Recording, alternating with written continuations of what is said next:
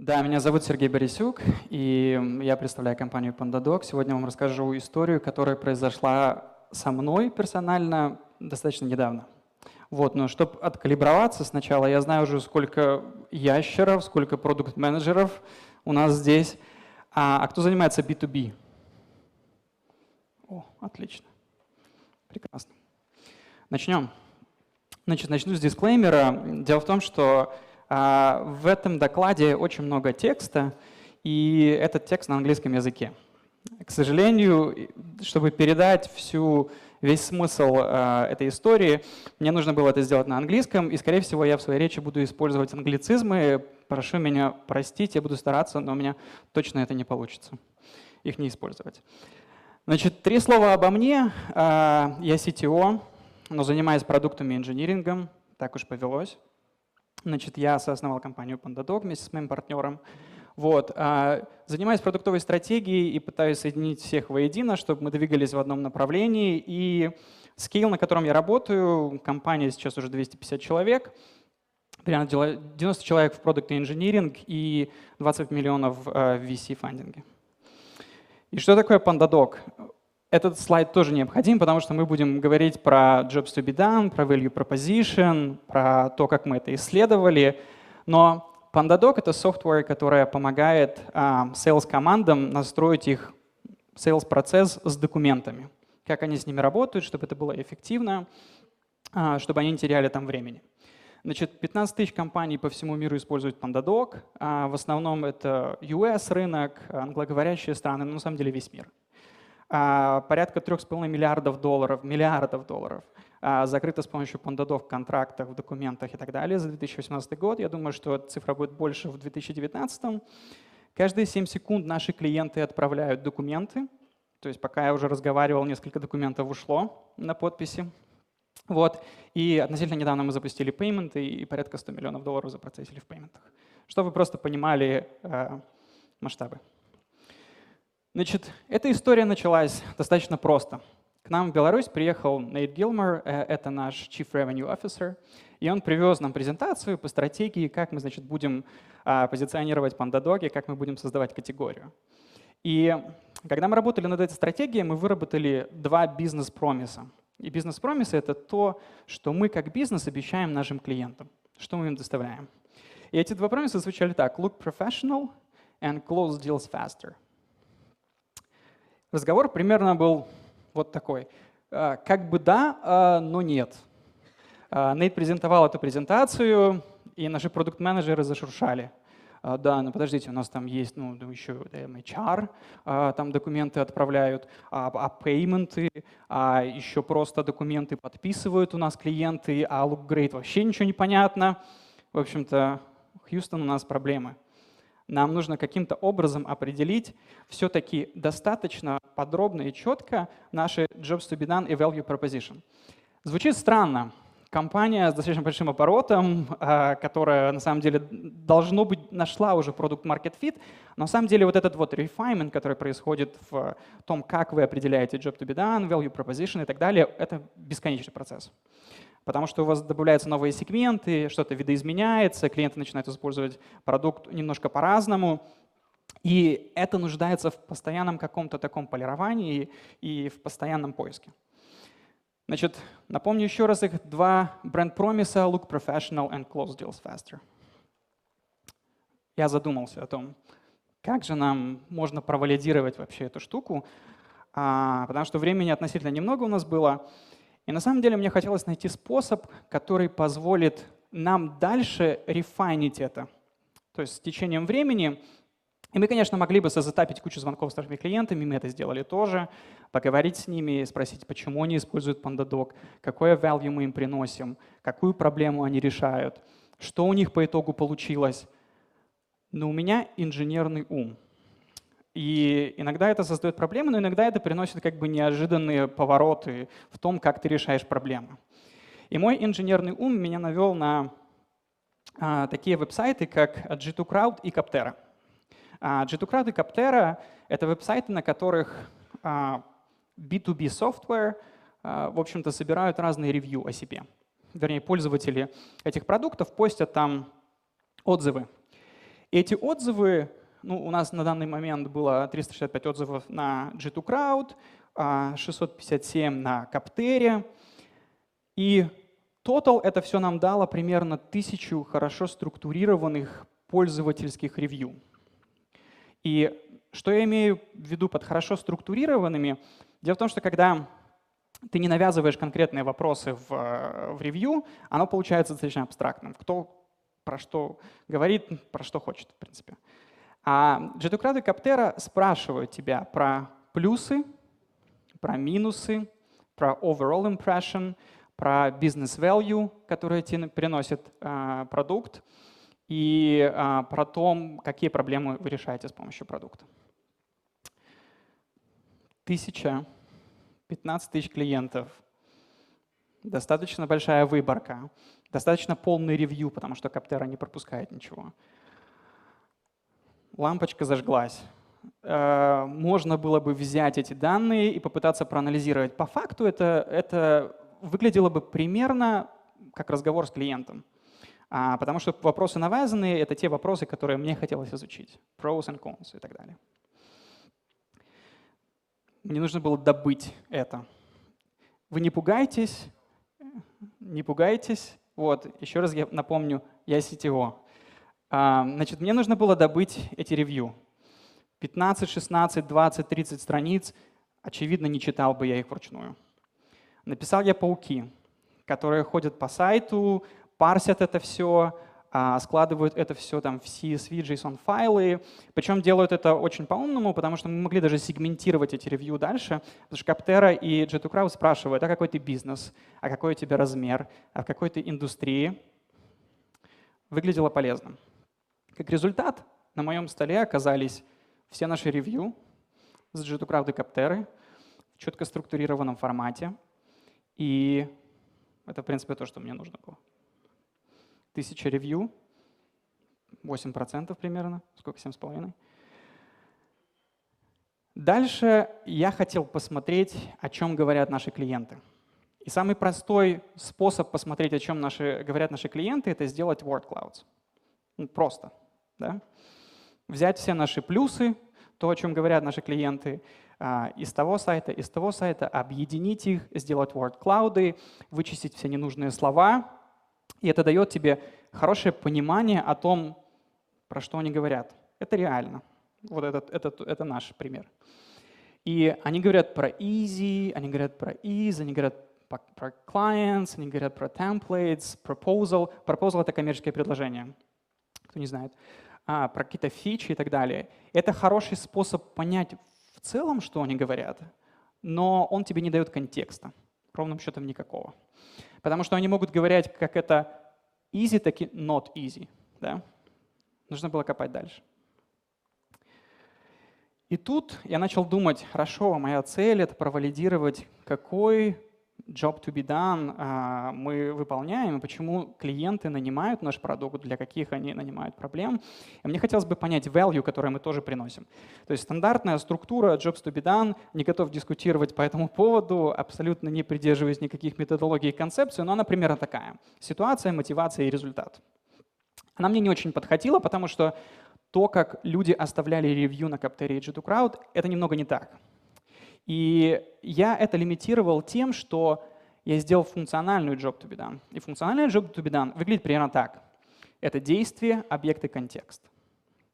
Контекст, в принципе, нам не очень интересен в данном случае был, и мне хотелось посмотреть, какие у нас есть объекты, а какие действия делают пользователи, и что вообще, о чем они говорят. Я начал думать, какие у нас есть объекты. Объекты достаточно просто. Значит, PandaDoc, что мы делаем? Мы работаем с документами. С документами, которые присутствуют в твоем цикле продаж. И это такие документы, как коммерческое предложение, контракт, договор, NDA. И в целом просто документы. Некоторые люди совершенно разные документы под этим понимают. Мне нужно было проанализировать, что над ними производят пользователи там внутри. Мы, конечно, догадывались и знали, очевидно, да, но мы хотели вот именно найти эти вещи. Можно было бы пойти простым путем. Ctrl-F, Proposal, и дальше искать и смотреть, но это неудобно. Мой инженерный ум, он пытливый. Я начал изучать про текстовый анализ, как вообще это все делается. На самом деле, все, что я здесь рассказываю, это супер базовые вещи. То есть это даже не natural language processing, это просто search слов. И есть такая штука, которая называется concordance. Это текстовый анализ. Что она делает? Она делает очень простую вещь. Вот если вернуться к этому слайду, все мои слова разбросаны где-то. Ну, в этом случае он вообще всю колонку подсвечивает. В хорошем случае у вас он будет подсвечивать слово, и вы будете видеть там кучу слов, которые там у вас есть в ваших ревью. Concordance делает следующее. Вот если вы обратите внимание на эту штуку, то proposal у меня отцентрирован по центру. Там есть одно слово, которое вот по центру идет. И concordance анализ, что он делает, он тебе добавляет контекст этого слова. Слева и справа. То есть фактически он просто находит их, центрирует и позволяет тебе читать все твои комментарии вот вокруг этого слова. Что вообще, о чем говорят клиенты, что они упоминают. Я начал анализировать. У меня были объекты. У меня был инструмент, который мне позволял читать про эти объекты и анализировать контекст этих действий. Я начал читать. Вот что получилось. Значит, proposal использовался порядка 108 раз. Вот в скобочках цифры написаны. Это я просто мануально посчитал. Мне concordance давал понимание, сколько матчей он нашел. Значит, 108 раз. Я начал читать ревью каждого клиента и смотреть, что они делают над этим объектом, какие действия они производят, какие глаголы они используют. И с удивлением обнаружил следующее, что примерно 4 основных действия они делали над коммерческими предложениями. Они их streamline, то есть если с английского перевести, я не знаю, как это перевести, если честно, но это они оптимизировали, улучшали там и так далее. Да? Они их create. Причем они использовали совершенно разные слова для того, чтобы говорить о том, как они создают. Они использовали build, prepare, compile там, и так далее и тому подобное. И все это на самом деле create был. Они говорили про send. So we send proposals. Тра-та-та-та-та-та. И они говорили про track. И track — это понимать, что с ними происходит. Как внутри, так и снаружи. Интересно. Я начал смотреть дальше на следующие объекты действий, которые я выбрал для себя. Это типы документов по факту. Это контракты, это квоты. Контракты — это, понятно, контракты. Квоты — это нечто похожее на инвойсы и прайс-листы, которые не содержат много информации, а просто содержат прайсинг. Агрименты — это соглашения, похожая штука на контракты, и документы. Я проанализировал документы, прогнал это слово и понял, что очень много людей используют это слово. С контрактами получилась такая история. Здесь уже было тоже 4 действия, но добавилось sign, create, они тоже используют совершенно разные слова, send, sign — это подписывать контракты, и тоже track. С документами история повторилась. Create, send, sign and track. Прекрасно. Дальше я обнаружил, что на Word Cloud у нас есть еще несколько слов, про которые мы, в принципе, думали. Это то, как мы объясняли людям то, что мы делаем, однако я захотел их тоже проанализировать. И мы много говорили с нашими клиентами про процесс, про workflow и так далее и тому подобное, что мы его улучшаем, и вообще в целом это all-in-one solution для этого процесса. Но я решил тоже прокрутить эти слова через concordance, посмотреть, про что они говорят. Оказалось, что процесс используется очень много по соотношению других, и они, когда они говорят про процесс, они говорят про несколько вещей. Первое — про speed up, ускорение процесса. Второе — про streamline. Я вам уже сказал, как я понимаю streamline, но они улучшают его, они его делают более простым и так далее. И третье, конкретный, это simplifies. Если посмотреть на другие, некоторые говорили про improve, некоторые говорили про automate, некоторые говорили про accelerate и так далее. Но они говорили про процесс и про улучшение процесса. Дальше я начал смотреть value. То есть мы проанализировали функциональную часть, То есть я понимаю теперь, что они делают с документами, я понимаю, что примерно они делают с процессом, но какая финальная цель? То есть они же не делают это для удовольствия, да?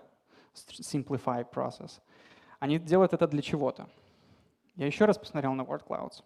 Нашел несколько вещей, которые взывают к этому value и outcome, который у тебя происходит при пользовании твоим продуктом.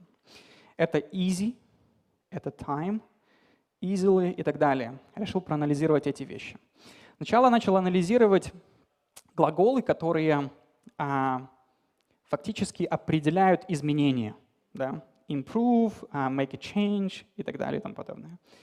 Но понял, что их на самом деле не очень много, но чего много — это easy. И чего много — это time. Что такое easy в понимании наших клиентов? Наши клиенты говорили про несколько категорий вот с этим словом easy. Это easy to use, это easy to create, easy to get signatures and easy to build, что в принципе по соотношению create то же самое. Они говорили про простоту в использовании. Где они использовали время, они использовали его в одном контексте. Мы, в принципе, его срезали. Мы его сохраняли, мы его уменьшали, мы его обрезали и так далее. Но это то, о чем они говорили в контексте своих ревью плюсах. Интересно, что у меня из этого получилось, если склеить все наши части, глаголы и объекты, то у меня получалась очень простая история. Это create and send proposals. Это два основных. Create, send and sign contracts. Create, send and sign documents. И бонусным треком у меня шел трек. И, как я уже говорил, клиенты понимали две вещи под этим. Первое, что они понимали, где их документ находится, в каком состоянии внутри. Он отправлен, не отправлен, его приняли и так далее. И второе, они понимали, просмотрел его клиент или нет, потому что у нас есть дополнительная аналитика, про которую они говорили. И вот это вот было вау-фактором, потому что то, как они использовали это в своих ревью, and I can see what customers are looking at. И вот эта вот эмоциональная подоплека — это вау-фактор, который мы могли бы им показывать. В общем-то, получилось достаточно просто. Из этой истории мне склеилось наш основной job to be done, функциональный job to be done — это create, send, track and sign proposals and contracts. Все очень просто. Ничего сверхъестественного мы не нашли, очевидное дело. Продукт работает 5 лет уже все-таки. Вот. И это то, что у меня получилось. И дальше я начал думать, а что клиенты понимают под вот create, send, track and sign и по процессу. Когда я начал читать ревью дальше, оказалось, что они на самом деле и понимают это процессом. Create, send, track and sign — это для них был sales процесс. То есть это равно процессу. Streamline process — для них было две вещи. Первое — это было быстро. Помните про время, decrease time. Второе — это было просто. И быстро и просто ведет к сохранению времени. Итого, streamline process — это фактически сохранение времени. То, как они говорили про value, который они получают от Pandadoc. Из этой истории у меня получилось create, send, track and sign — это есть streamline process. А пропозалы и контракты — это есть sales-документы. Если подумать немножко об этом, то получилось, что на самом деле наш create, send, track and sign, proposal and contract functional job to be done стал неким большим и, скажем, таким питчем. Это streamline process for sales documents, который был провалидирован текстом и который — это то, о чем говорили наши клиенты.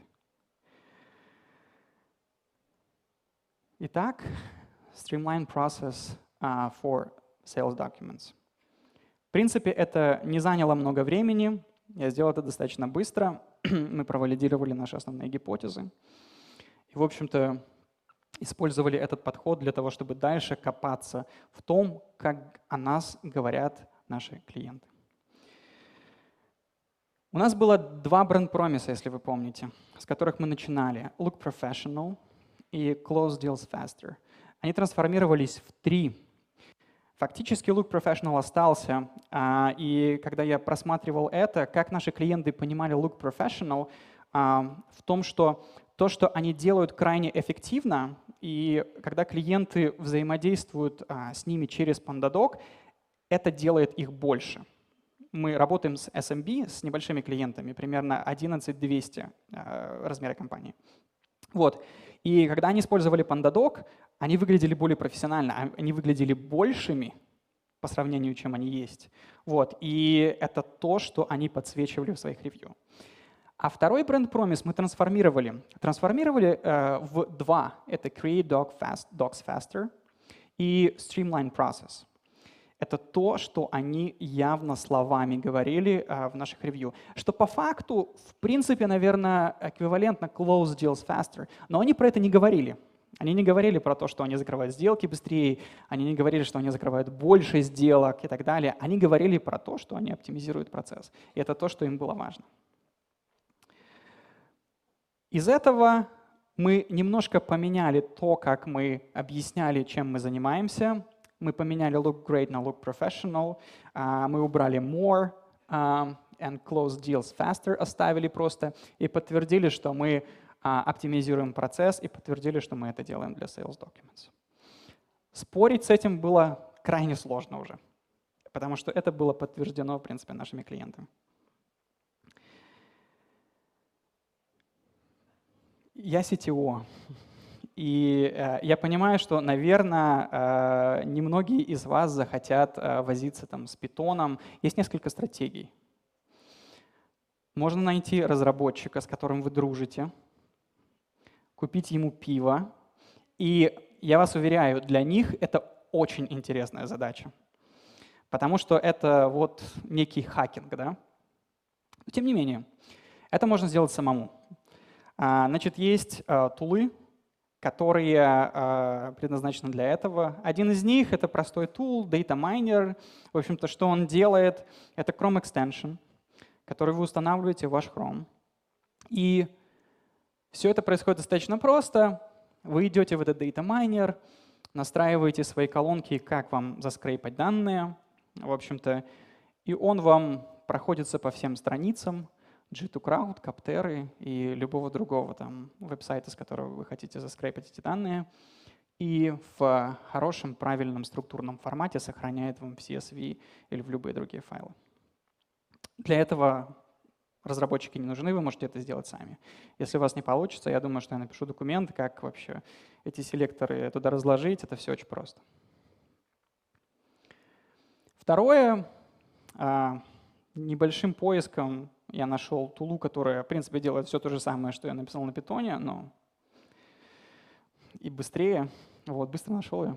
Это Voyant Tools. Что она делает? Она делает, в принципе, все, что вам необходимо для этого анализа. Фактически она делает Word Cloud, в котором вы видите все слова. И это тоже реальные данные PandaDoc.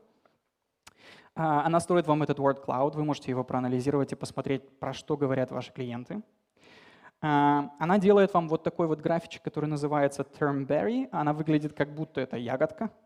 И когда вы подсвечиваете на этой ягодке слово, она вам показывает контекст этого слова, другие слова, которые используются в контексте этого слова. Вот если вы посмотрите на easy, вот там есть use под ним, это easy to use. Да? Вы тоже можете найти вот эти вот связочки, глаголы действий там, или еще что-либо с помощью вот этого тула. И concordance анализ вот там вот в правом углу, по факту он делает все то же самое, что сделал я. Он прогоняет ваши все ревью там, выравнивает это слово или термин, который вы хотите проверить, показывает вам контекст, который вы можете изменить и почитать. Вот, и тем самым вы можете проанализировать, про что о вас думают ваши клиенты и зачем они используют вас. Как бонус, оказалось, что эту штуку можно использовать не только для того, чтобы зарефайнить ваш pitch, найти jobs to be done или value proposition. Эту штуку можно использовать для того, чтобы проанализировать, почему ваши клиенты не любят вас, в том числе. Потому что есть еще секция cons, или чего им не хватает. И наша история в том, что Мы начали анализировать, как они у нас менялись, и вот год назад у нас была таким жирным написана фича посередине Word Cloud. Через год эта фича стала поменьше. Фич начала хватать. Но мы нашли много интересных вещей, что иногда они писали easy to use, but it's hard to set up. И это навело на нас на мысль о том, что нам нужно делать что-то с онбордингом, нам нужно каким-то образом копнуть, почему им сложно начинать работать с нашим продуктом и так далее. Второе, и это очень крутое, если вы можете рассказать про ваш продукт словами ваших клиентов, нет ничего более лучшего. И мы начали использовать этот анализ для того, чтобы формировать наши маркетинговые питчи. То есть формировать заголовки на наших сайтах, формировать description нашего продукт-тура. Что мы сделали? Мы поняли, что если они говорят про streamline process, и если они хотят сделать там 4 основных действия, наверное, нужно рассказать об этом в туре. И мы начали A/B-тестить эти заголовки, и мы поняли, что когда мы попадаем мимо, наши конверсии падают. А мы inbound-driven company, то есть у нас много клиентов приходят на сайт, и они подписываются. Когда мы начинаем их таргетить правильно и использовать слова и те value props, которые они ищут, наши конверсии повышались. И это позволяет нам очень быстро валидировать гипотезы, вплоть до слов, когда мы сидим с маркетингом, нашим VP-маркетинг, и брейнстормим про какие-то вещи, вы можете этим конкорденс-анализом посмотреть, вообще говорят люди такие слова, либо нет. Вот. И это секрет, никому не рассказывайте, но вы можете точно так же заскрейпать всех ваших конкурентов, посмотреть, что про них говорят клиенты, что в них не нравится клиентам, и использовать это как какой-то элемент, который вы можете сделать лучше, либо отпозиционироваться от этого и сделать ваш позиционинг от обратного, от того, что вы делаете что-то лучше, чем ваши конкуренты. Мы это тоже сделали, занимает минуты, очень много полезной информации. На этом у меня все. Отвечу с удовольствием на ваши вопросы.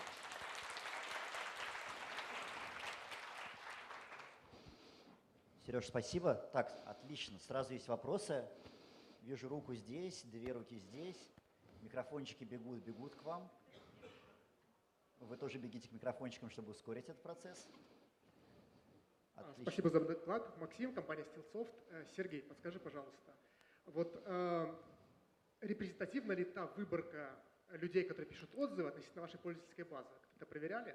Потому что может получиться, что пишут отзывы самые довольные или самые несчастные, основной массе, которая просто норм, там важнее что-то другое, цены на продукт, например. Да, и отзывы могут быть аффилированы, то есть ты можешь приводить их. Однако, что мы видим, они достаточно репрезентативны и реальны. То, как клиенты описывают там pros и что им нравится и не нравится, они не сдерживают эмоций, скажем так.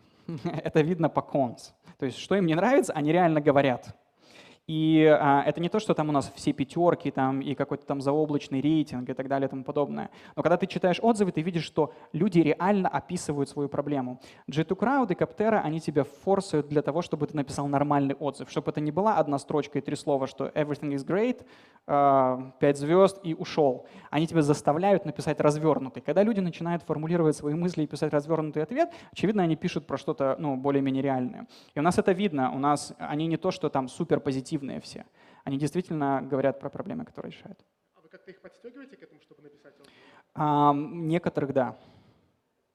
Спасибо. Так, вот здесь еще была рука. Да. Готовятся другие руки. Ребят, придумывайте вопросы. А то я буду задавать. Большое спасибо за рассказ. У меня на самом деле 3 вопроса. Третий возник в продолжении предыдущих. Как подстегиваете пользователей? А второе, когда делали конкурентный анализ, использовали собственноручно написанный код или уже профессиональные тулы? И третий, почему не работать с enterprise и в чем сложности? Разные вопросы. На первый вопрос, подстегиваем ли пользователей? Да, подстегиваем. Причем на совершенно разные сайты внутри приложения. То есть это мотивация через... Если нравится продукт, оставьте. Мы тестируем, на самом деле, много гипотез, там и гифт-карты и так далее и тому подобное. Почему? Потому что G2Crowd и Capterra генерируют достаточно хорошие лиды. То есть они стали некоторыми такими местом, куда люди идут смотреть на B2B тулы, потому что их там много, и их там можно как-то сравнить. Они пытаются, я думаю, что их стратегия быть некоторым таким Гарднером для SMB, достаточно простым, но дешевым, со своими квадрантами и так далее. Вот, поэтому ответ на первый вопрос, да, подстегиваем на совершенно разные, и туда, начали добавлять сейчас Trustpilot, которому больше верит Google для оптимизации. Вот, поэтому на первый вопрос подстегиваем. Второй вопрос был… Да, когда делали конкурентный анализ, использовали ли собственно написанное или нет. Если честно, я нашел не собственно описанные для этого доклада. Вот. Я их не использовал, вот использовал код, который написал. Почему? Потому что там немножко больше всего, что можно делать. Там можно было нарезать по когортам. То есть если мне, например, были интересны пользователи 1150, я мог отрезать полностью всю когорту, проанализировать их, либо большие клиенты. Вот. Там было чуть-чуть побольше, но на самом деле это сделать достаточно просто в том же самом Excel, добавив фильтр, вот, и просто скопировав все отзывы туда, в эту тулу. Вот. Я не думаю, что это будет проблемой. Вот. И третий, почему не работаем с Enterprise, насколько это сложно. Потому что нам больше нравится SMB. Это огромный рынок, и наш фокус — это компании совершенно разного формата, я имею в виду с точки зрения индустрии, но примерно размера от 11 employees до 200. Это наш sweet spot. Это то, что мы закрываем, то, что мы делаем неплохо. Вот. Мы думаем про upmarket, который за 200 находится, но дело в том, что когда ты поднимаешься по вот этой вот ступеньке, у тебя меняется очень многое. У тебя меняется цикл закрытия сделок, вообще типажи продаж, меняются decision-makers, которые принимают решения. В SMB это человек, который сам, скорее всего, использует этот продукт, сам его засетапит и сам его купит. Уже в апмаркете это decision-makers, которые принимают решения по бюджету, настраивают его другие люди, а пользуют третьи люди. Когда мы приходим в Enterprise, мы начинаем говорить про security. Security, там, restrictions и так далее и тому подобное. Ну и четвертое — это фичи. Это закрытие потребностей больших клиентов, а закрытие потребностей больших клиентов — это управление пользователями, SSO, безопасность, аудит и так далее. Мы постепенно двигаемся туда, но SMB рынок настолько большой, что нам нравится этим заниматься, и мы это хорошо понимаем. И скорее это наша ДНК, нежели чем Enterprise. Вот. Еще вопросы, ребят? Пока люди созревают, у меня есть два вопроса. Первый, у меня есть комментарий, мое личное отношение. Это был очень крутой доклад. Я обожаю, когда в продуктовой работе используются технологии и вот любые вещи, которые могут объективизировать продуктовую работу. Это было качественно-количественное исследование. Просто от меня вот личный респект, очень люблю такие вещи. Очень круто. Первый вопрос, наверное, который я задам. Вот вы прописали это value proposition. Как вы потом отслеживаете, что вы соответствуете ему? То есть тоже по отзывам или есть какие-то метрики, показатели, которые вы считаете хорошо отражают исполнение вами вот этой в какой-то мере даже миссии, которую вы несете? Это очень крутой вопрос. И это то, над чем мы сейчас работаем. Вот если вы вспомните бренд-промисы, которые я перечислял, там look professional, create docs faster, streamline process, нам действительно их нужно как-то измерить. У нас был целый дебат по этому вопросу, и мы пришли к выводу, что у нас должны быть бренд KPIs, которые мы можем мерить каким-то образом, которые нам говорят, мы вообще выполняем это, либо нет для наших клиентов. И если с Create Docs Faster и Streamline Process мы более-менее можем это померить, там, не знаю, время на то, сколько у тебя занимает создание документа, время на то, сколько у тебя занимает отправка, подписание и так далее, это можно померить, то вот Look Professional померить крайне сложно. Вот, и мы все еще думаем над этим. Я думаю, что это будет какой-то луп вместе с клиентом конечным, клиентом нашего клиента. Потому что если они говорят, что этот процесс классный, он профессиональный и так далее, вот, мы думаем, как мы можем измерить этот профессионализм в документах, то, как они выглядят, персонализируют ли они документы, используют ли они там свое лого там, и так далее и тому подобное. Но это work in progress. Может быть, я в следующий раз вам расскажу, что из этого получилось. Мне кажется, это будет бомбический доклад, потому что для B2B такие вещи измерять, для B2C это сложно, для B2B, мне кажется, особенно сложно. Созрел вопрос, я тогда свой пока придержу. Я могу подождать. Не-не-не, у меня такой провокационный дополнительный вопрос еще есть. Меня зовут Ксения, спасибо за доклад. Вопрос такой, считаете ли вы на основании вот всего, что рассказали, что интервью с пользователями вообще не нужно и можно без них обойтись с помощью каких-то сервисов? Или все-таки нужно садиться один на один, ну и вот делать все то, что там, все мы считаем, ну типа всему, чему нас учили раньше, вот так? Звучит как тема дня, типа отказываться от каздева или нет уже. Ни в коем случае. Проблема в том, что это анализ, он скорее действительно там количественный. И не общаясь с пользователями, мы пропускаем огромную часть там эмоционального, может быть, реакций каких-то. Более того, мы пропускаем пользователей, которые не стали нашими пользователями почему-то, по каким-то причинам. И если мы там оптимизируем воронку или там product funnel, нам нужно понимать, почему они не стали нашими клиентами, и мы это никогда не получим из ревью, потому что они никогда не были нашими клиентами. Вот, поэтому это был скорее достаточно быстрый способ провалидировать какие-то гипотезы и иметь инструментарий, который позволил бы сделать это еще раз, и еще раз, и еще раз, и еще раз. Потому что сделать скрейп всех ревью занимает секунды, сделать такой же анализ занимает достаточно просто. И я там кучу всего еще сделал, типа там, не знаю, текст summarization всех ревью, и получился такой параграф, что есть PandaDoc. Вот, тоже интересно было. Но в целом ответ нет, конечно. И мы это тоже делаем. Будьте спокойны, все нормально. Еще вопрос. Ой, и там еще один. Отлично, наконец-то вы разгоняетесь, ребят. Добрый день, меня Дмитрий зовут. Спасибо. Вопрос такой, учитывали ли вы как-то географию отзывов и предполагали ли value proposition разный для разных географий?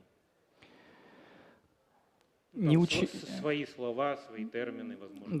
Да, ну вот почему я сказал в самом начале, что это все на английском языке, потому что в основном это все US, и если смотреть на нашу географию, то это в основном US, и это англоговорящие страны, но при этом у нас есть много клиентов по всему миру. И здесь это репрезентация только US, скорее всего, то, как они пишут. Я думаю, что там встречаются какие-то клиенты, но это в основном как бы US. Но так как мы целимся туда, и это наш основной рынок, и он там порядка там, 70%, то я думаю, что это достаточно репрезентативно было для нас. С точки зрения других локаций, дело в том, что PandaDoc, если смотреть на PandaDoc как all-in-one solution, у нас там есть несколько шагов в процессе, которые регулируются в разных локациях. Это электронная подпись, например. Я думаю, что те, кто из России знают, что там есть какая-то флешка, в Беларуси тоже эта флешка есть, в Европе есть разные уровни digital signature, и там тоже есть верификация. В США все очень просто с этим. Вот, поэтому мы пока фокусируемся туда, потому что рынок настолько большой, что дефокус делать на остальные географии пока бессмысленно. Спасибо. Так, вот там вопрос был. Да, задавай. Спасибо большое за интересную технику. Вот как раз тоже вот работаем над этим, представляя компанию Амасти. Очень интересно, как вы для себя поняли, что ваши гипотезы стали более валидными, чем ранее. Да? Интересно, накладывали, какой вы временной период для этого анализа, использовали ли фактор сезонности, и в результате сколько времени занял процесс внедрения этой техники, и также вот процесс получения реальных результатов после применения данной, скажем так, семантики в отстройке от конкурентов и, например, в разработке новой фичи для получения реальной прибыли. Начну с того, что мы не настолько серьезно подходили к этому процессу. Это примерно заняло 4 дня для того, чтобы провалидировать какие-то гипотезы и сделать это на колене там очень быстренько. Вот, поэтому заняло это достаточно немного времени. И передо мной стояла основная задача о том, что мы должны провалидировать наши бренд promises и каким-то образом их замачить с нашими jobs to be done и что мы делаем с точки зрения продукта. Мне кажется, это получилось. Просто это дополнительный reinforcement того, что действительно клиенты про это говорят, и вот в таком объеме. До этого мы извлекали это из каких-то там кастомерских интервью, из опросников, которые мы засылали разным типажам клиентов, от них эту получали информацию. Это просто дополнительное, скажем так, такое измерение, которым ты можешь это померить. Значит, отвечая на вторую часть вопроса по поводу фичей и по поводу принесения value, из этого начинает становиться понятным, чего пользователям не хватает, либо что для них не работает. Но вот я говорил про то, что им достаточно было сложно засетапить систему для того, чтобы начать пользоваться. Как только вот они такими словами и писали, как только вы ее засетапили, тогда все очень просто. А вот сетапить сложно. И где оно, ты начинаешь уже там копаться, это создание документов, это перенесение контента в систему и так далее и тому подобное. И у нас были такие кластеры по фичам, которые были интересны. Вот у нас есть много интеграций с CRM-системами. И там они тоже были подвешены как в values, так и в проблемах. Чего-то не хватает там. Это позволило нам просто дополнительно получить некий такой spotlight на те проблемы, которые у нас есть, для того, чтобы идти дальше и валидировать с клиентами. И посмотреть на CSAT, использование этих фичей, либо на adoption, если там проблемы. Скорее, это некий такой вектор. Вот. Так, спасибо, так, руки. Так, Пошел процесс. Вообще класс. Так, ну вот молодой человек руку поднял, я вижу, а там я не вижу там руку. Можете сюда принести? Нет. Так, кто руки поднимает, вы их держите, чтобы волонтеры видели. Отлично. Здравствуйте, Кирилл, компания Future Comes. Большое спасибо за интересную лекцию. Она у вас была весьма нишевая, но я как любитель команды строки и Excel страшно кайфанул. Вопрос такой наглый. Вы не собираетесь ваши скрипты выложить в open source? Я, кстати, думал об этом. Вообще, Ну, для продукта. Я нашел тулы уже. Мне же почитать policy J2 Capter'ы. Дело в том, что я не знаю, насколько я могу скрейпить данные, и, скорее всего, я не могу их скрейпить. Вот, поэтому я пока не... Ответ на этот вопрос я не знаю пока. Но понятно, что это гипотетическая ситуация, на самом деле. Этого не было, да? Хороший Я кейс. просто все придумал. Оно лежало, я проходил мимо. Действительно. Вот, но я подумаю над этим вопросом, но я могу поделиться.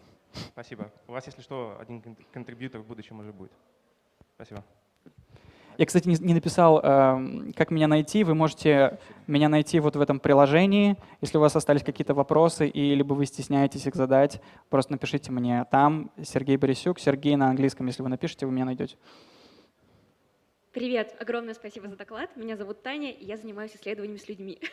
И так как вы сказали, что все-таки в продукте такие исследования есть, то для каких кейсов вы используете интервью с людьми, для каких задач?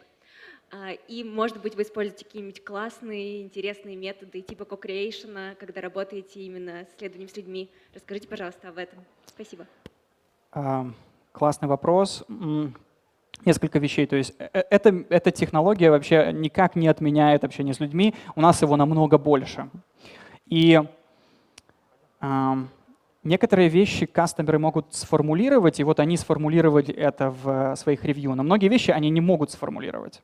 И тебе их нужно вытянуть и понять, что же все-таки они не понимают, потому что то, что они не понимают, они про это не говорят. И в основном мы используем кастомер-валидацию для каких-то новых вещей, которые мы запускаем. Мы хотим посмотреть, насколько это резонирует, либо насколько это решает проблему, либо насколько они это понимают. Ну, то есть все этапы, в общем-то, там разработки фичи, либо изменения какого-то. И второе, что мы начали делать и делали до этого, мы разговаривали с нашими триалистами. То есть триалисты, которые не становятся нашими клиентами, нам нужно было понимать, почему они не становятся. И вот это те люди, которых достать крайне сложно, но которые крайне важны для твоего продукт фаннела и для понимания вот customer journey, что все-таки делать в нем, где они отваливаются и что они не понимают. Вот для этого мы тоже используем звонки с клиентами, но, к сожалению, этих пользователей очень тяжело вытаскивать. Спасибо. У нас заканчивается время. Позвольте, я задам свой вопрос, а еще два вопроса, которые здесь были, мы припаркуем на стенд. У меня немножко провокационный вопрос. Вот ту работу, которую вы сделали, показывает то, зачем сейчас пользуются вашим продуктом. Есть ли у вас, или там думали вы об этом, особенно там, ты как сооснователь компании, о какой-то миссии более долгосрочной, как бы зачем все это вообще нужно, не исходя из того, что люди знают сейчас и как они пользуются сейчас продуктом, а исходя из того, как вы видите развитие этого там рынка и своего продукта для человечества в целом? 100%. Очень хороший вопрос, и я знал, что его зададут. Значит, очевидно, думали, и PandaDoc вырос из проблемы, которая у нас была внутри. У нас была небольшая компания, которая разрабатывала экстеншены для CMS, веб-сайты и так далее, и мы много производили этих документов. И у нас получилось так, что этот процесс нам не нравился, нам захотелось его оптимизировать. Мы, конечно, ничего не провалидировали, мы сделали продукт, запустили, но это было давно и неправда. Вот, и Тогда еще можно было, тогда не было. тогда можно было еще, это было 8 лет назад или 9, тогда никто ничего про это не знал. Значит, мы запустили, все, конечно же, не взлетело, потом взлетело, потихонечку это все пошло. И наша миссия на самом деле простая. Нам всегда хотелось помогать маленьким бизнесам биться с Голиафом. Знаешь, вот этот вот Давид и Голиаф. Да?